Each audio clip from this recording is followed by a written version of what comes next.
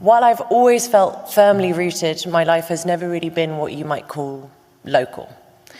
I was born in the UK, but my first language was Albanian. Woo! London is my home, but I'm often on the road. And today I have the privilege of traveling the world doing a job that I love.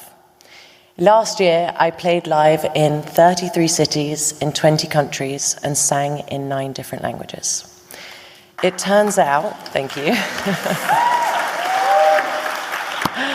It turns out my reading habits follow a similar pattern.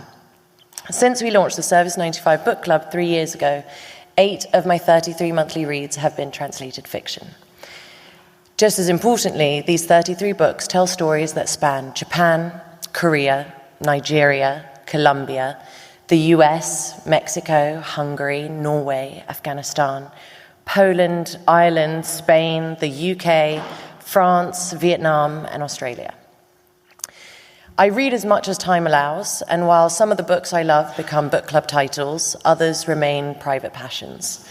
I'm a reader who loves to be immersed in a novel, and I mean really deeply in it. When I read translated fiction, and some of you will recognize these scenes, I walk the streets of Naples in the shoes of a young girl who's becoming aware that her future will be defined by her gender. I've borne witness to animals taking revenge on their hunters in rural Poland, or did they?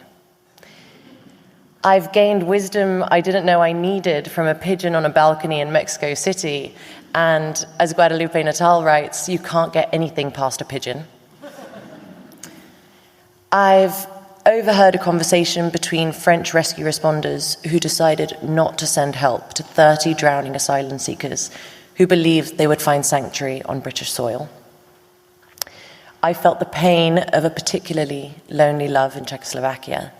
I've suffered heartbreak in 1960s Tokyo. I've even seen my life flash before my eyes as I faced a firing squad in Colombia. Just this year, I've met sworn virgins in Albania. I thought I knew everything about Albania. But it took a Bulgarian writer, a Bulgarian translator, a small British independent publisher, and an international prize for me to find this story. There really isn't anything quite like a book to understand the perspective of others, and translated fiction takes that even further.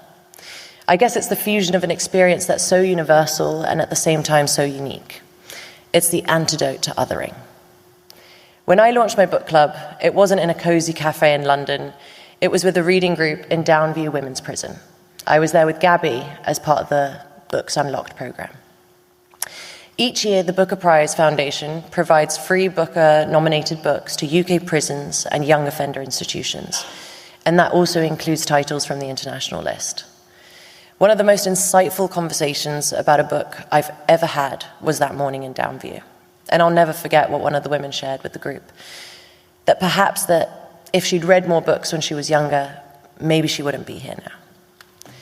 That moment really brought it home to me that reading a book is often so much more than a solitary activity. It can trigger a conversation with a friend, or, like in Downview, provide a way to share a profound experience with a wider group. And a book club discussion is maybe the one occasion where you get even more out of it if you disagree.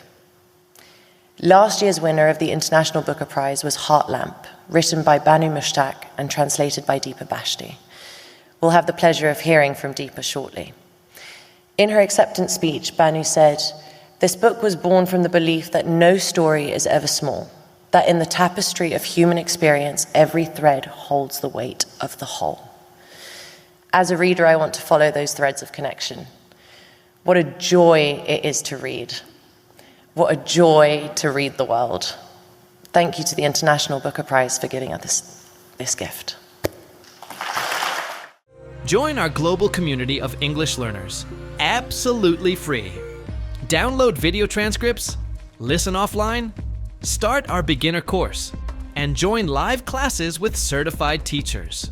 Access over 1,000 resources to improve your English faster. Everything's in one place. community.englishspeeches.ca. Let's speak English together.